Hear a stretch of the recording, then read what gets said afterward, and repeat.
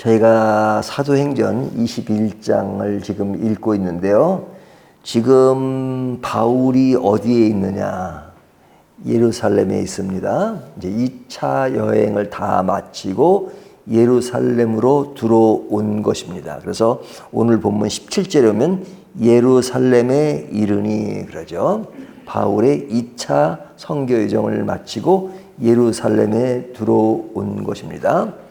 그런데 이제 바울이 예루살렘에 온다는 것은 굉장히 위험한 일이었습니다. 그 위험한 일을 예측을 못했다거나 알지 못했던 건 아닙니다. 이미 바울이 예루살렘에 들어오기 전에 그의 많은 제자들이나 또 그를 사랑하는 사람들이 예루살렘에 들어가지 마십시오. 위험합니다. 그러니까 가지 말라고 사람들이 굉장히 아주 적극적으로 말렸습니다. 하지만 바울은 이런 위험이 있음을 알고도 지금 예루살렘으로 온 것이죠. 온 것입니다. 그러면 우리가 이런 위험한 일이 있을 때를 알 때 우리는 어떻게 행동하느냐? 그 행동의 방법은 여러 가지겠죠. 자, 위험할 때는 어떻게 하는 것이 좋습니까?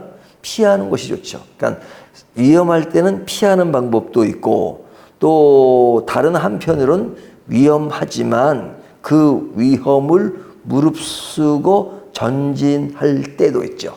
그러니까 어느 것이 좋으냐 나쁘냐, 뭐 개인적으로는 피하는 것이 더 유익할 수 있지만 사실은 그런 위험한 일이 있음에도 불구하고 피하지 않은 일 때문에 오늘날 우리들이 이익을 얻고 혜택을 보는 것이 많죠. 우리의 선배들이 그런 위험과 어려움 속에서도 그냥 그것을 묵묵히 그 위험을 감수했던 것 때문에 오늘날 우리에게 유익한 측면도 많죠. 그러니까 이 두 가지 요소가 다 필요합니다. 우리가 성경을 보면 예수님도 어떨 때는 피하시고 어떨 때는 그냥 돌진하시고 할 때가 있잖아요. 그런데 이 두 가지 양상이 다 있어요. 예를 들면 사도행전 앞에 보면 제자 야고보는 순교를 당하지만 베드로는 감옥에서 풀려난 사건이 있죠. 그러면 똑같은 제자인데 한 사람은 그냥 그 위기 앞에 그대로 죽는 사람이 있는가 하면 또 하나님이 베드로는 그런 위기 가운데서 풀려줘서 그 어려움을 벗어나게끔 만드는 일도 있잖아요. 그러니까 어느 것이 더 좋으냐? 그것은 지금 당장은 피하는 것이 좋을 때도 있고 또 어떨 때는 직면해서 그냥 그것을 끌고 나가야 될 때가 있죠. 그러니까 이 두 가지 요소가 우리의 역사 속에는 항상 존재하고 있는 겁니다. 바울에 대한 그 유대인의 분노는 되게 심했죠. 이제 예루살렘에 들어왔을 때 이제 오늘 본문 20절서부터 보면 그 유대인들의 분노가 굉장히 심했습니다. 어떤 유대인이냐? 예수를 믿게 된 개종한 유대인들이에요. 그러니까 일반 유대인들은 당연히 그럴 수도 있다 생각이 드는데 이미 그 개종한 유대인들 중에서 바울에 대한 분노가 굉장히 심했습니다. 그것이 뭐냐? 왜 분노하냐? 바울이 신앙의 전통을 무시했다는 거죠. 신앙의 전통을 무시했다. 그러니까 많은 유대인들은 바울에 대한 안 좋은 이미지를 가지고 있는 겁니다. 그러니까 바울이 지금은 예루살렘에 있지만 그 전에 지금 2차 선교 여정을 통해서 또 1차 선교 여정을 통해서 그에 대한 소식이 들리는데 소식이 오늘날처럼 실시간으로 들린다거나 또 빠르게 들리는 게 아니잖아요. 막 여러 시간이 걸려가지고 오는 어떤 그 이미지 인상이 있는데 바울에 대한 이미지와 인상이 그들에게는 안 좋게 들렸다는 겁니다. 왜? 그는 이방인에게 더 관심이 있고 그리고 이방인의 관심이 있다 할지라도 예루살렘 회의에서 결정된 것이 있으니까 그 결정을 따라야 되는데 그는 따르지 않고 그냥 그것을 다 어기고 있다라는 소문이 아주 그냥 자자했던 것이죠. 그러니까 그들에 대해서 이 사람은 아니야 라는 그런 안 좋은 이미지를 가지고 있었습니다. 그러니까 바울이 들어왔다니까 그것에 대해서 가만두지 않겠다 하는 어떤 분노심을 발휘하고 있죠. 그러니까 이런 분노심을 발휘하고 있을 때 예루살렘에 있는 그 제자들, 또 제자들도 있었지만 또 당시에 야고보가 감독을 하고 그랬잖아요. 그러니까 순교당한 야고보는 예수님의 제자고 그 예루살렘에 감독을 했던 야고보는 제자가 아니라 예수님의 동생입니다. 그래서 이게 같은 이름이라 우리가 헷갈리기 쉬운데요. 그 동생이 감독으로 있었는데 그때 이제 바울이 들어서 위험한 상에 놓이니까 그 다른 방법 하나를 제시합니다. 그 방법이 뭐냐면 그 유대인들과 부딪히지 마라. 부딪히지 말고 그들에게 그 바울이 그가 했던 것들에 대해서 잘못을 뉘우치고 그리고 그것에 대해서 그들의 생각에 호응하는 것과 같은 그런 행동을 해라. 그 행동을 하는 것이 뭐냐면 성전에 들어가서 일주일 동안 그 회개하는 모습을 보이라는 거죠. 회개하는 모습을. 그가 선교하면서 행했던 것 중에 상당히 많은 부분은 잘못했다, 뉘우친다라는 그런 행동을 해라. 그러면 그들의 마음이 좀 더 수그러들지 않겠느냐라는 것을 이제 여기 이름은 밝히지 않지만 야고보에 의해서 그런 제안을 받았던 것 같습니다. 그런데 그 제안에 대해서 바울은 따라가죠. 따라가서 20절서부터 26절에 보면 그 내용입니다.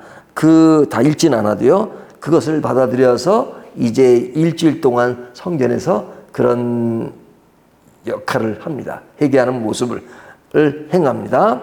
그런데 그 전략이 성공합니까? 실패합니까? 실패하죠. 그러니까 그것에 대해서 그들은 그것에 대해서 그러니까 우리가 바울에 대해서 새로운 마음을 가져야 되겠다 그렇게 생각하지 않습니다. 그 뒤에 이루어지는 27절부터 보면 그들은 아주 노골적으로 그를 죽일 생각을 합니다. 27절 보면 그 이래가 거의 참에 아시아로부터 온 유대인들이 성전에서 바울을 보고 모든 무리를 충동하여 그를 붙잡고, 여기 아시아로부터 온 유대인들이라고 말하는 것은 이미 그런 디아스폴라, 흩어졌던 그 유대인들, 그들이 와가지고 우리가 바울을 보았다. 여기서 본 게 아니라 아시아, 이 소아시아 지역에서 바울이 행했던 것을 우리가 보았는데 너희들의 소문이 드는 것처럼 맞아. 그래 충동한단 말이야, 충동. 그러니까 그 사람 내버려두면 안 돼. 그 사람 내버려두면 우리 신앙의 위기가 와. 잘못된 복음을 전파하고 있어. 뭐 그렇게 이야기를 했겠죠. 그러니까 이런 상황에 거기에 있던 제자들이나 야고보는 바울을 어떻게 해서든지 위험을 당하지 않게 만들려고 했지만 그 위험을 당하게 되는 바울의 상황을 보면 이 복음을 전하는 일에는 항상 이 두 가지가 다 있는 겁니다. 위기도 있고 또 기회도 있고, 위기 극복도 있지만 위기를 당할 수밖에 없는 그런 상황이죠. 자, 근데 위기를 당하는 그런 상황에 대해서 바울은 어떠한 자세를 가졌느냐. 앞에서 보면 바울은 다른 사람들이 예루살렘에 가지 말라고 해도 나는 가야 된다. 가야 된다. 이거죠. 그러면 가게 되면 하나님이 나를 살릴 것이다. 이렇게 얘기했나요? 그렇게 얘기하지 않죠. 가면 내가 죽게 될 수 있다. 하지만 난 그래도 간다잖아.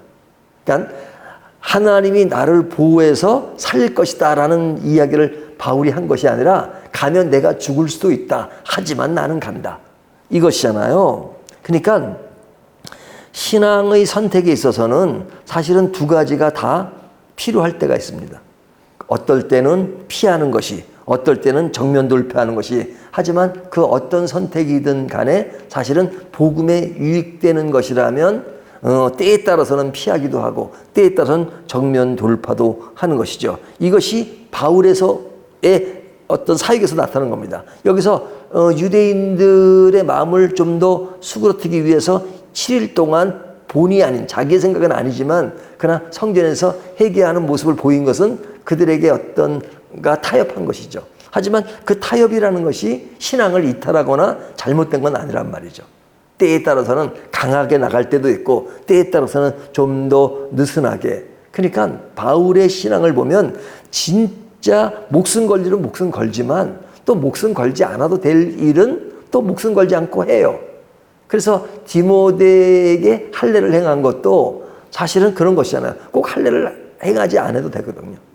하지만 그런 어떤 충동을 막기 위해서 그것이 본질이 아닌 것은 또 그런 것을 했던 바울의 어떤 두 가지 양면성이 다 있습니다. 그러니까 이 두 가지 양면성에 어떤 사람은 이 길을 택하고 어떤 사람은 저 길을 택하고, 하지만 그런 택했던 사람들의 그런 희생과 그 어려움으로 덕을 보고 있는 사람이 누굽니까? 저희들이 어떤 희생의 그 모습을 하고 있을 때도 있지만 우리의 선조들이 그런 희생과 어려움 속에서 오늘날 우리들이 자유롭게 예수를 믿은 것이죠. 우리나라는 박해가 없었나요? 우리나라에 엄청난 박해가 있었고 선교사들이 오면 계속 주고했던 많은 선교사들이 순교를 당했던 그런 때가 있었잖아요. 우리 기독교 초창기에 복음이 들어올 때 그들이 순교를 얼마나 많이 당했습니까? 그리고 일제시대 때 그런 교회가 박해를 받으면서 순교를 당했던 그런 사람들의 그 순교의 피가 오늘날 우리들이 자유로움을 가질 수 있도록 만든 것이죠. 우리가 읽는 성경도 지금 자유롭게 읽고 있잖아요. 하지만 성경이 쓰여지면서 번역이 되고 했을 때 그런 과정에서 얼마나 많은 순교자들이 있었습니까?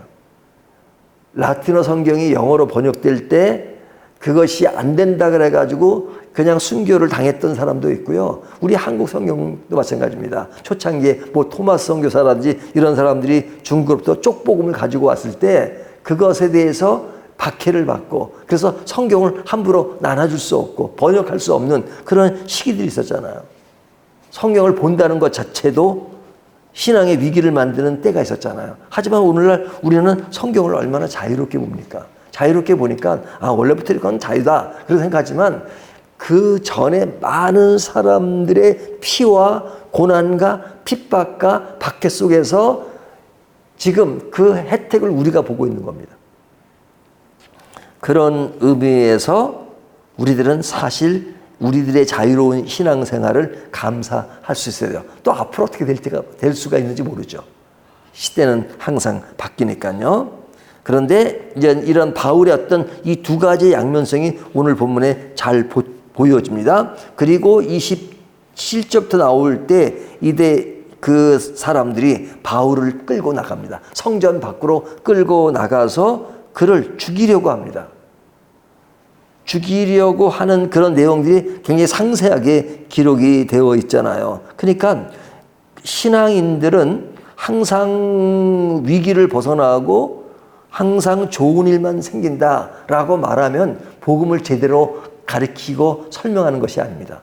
복음 안에 있지만 위기가 늘 올 수 있다는 것, 또 기회도 올 수 있다는 것, 이 두 가지가 우리의 인생사에 늘 겹쳐서 올 수 있다는 것이 정직한 말씀의 태도고 성경은 그렇게 말씀하고 있습니다. 그래서 위기의 상황을 그리고 있어요. 그런데 뒤에 나오는 33절부터 나오는 이야기는 뭡니까?